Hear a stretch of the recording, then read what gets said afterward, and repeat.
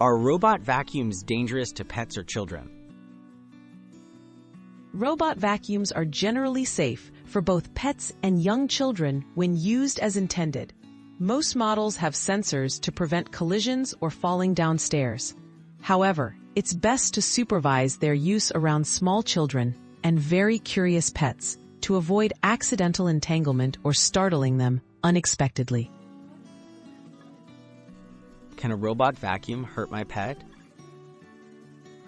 While serious harm is rare, some pets may be startled or stressed by a robot vacuum's movement and noise.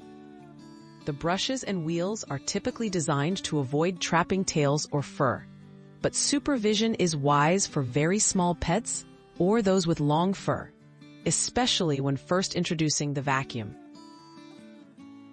Are there choking or swallowing hazards? Most robot vacuums have enclosed parts, making it unlikely for children or pets to access small pieces when the device is in use.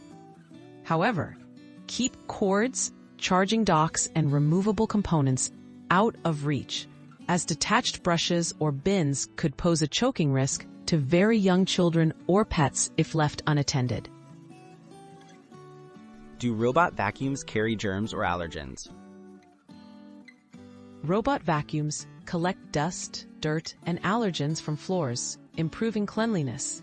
Regularly emptying and cleaning the dust bin and filters is important to prevent buildup and minimize spread.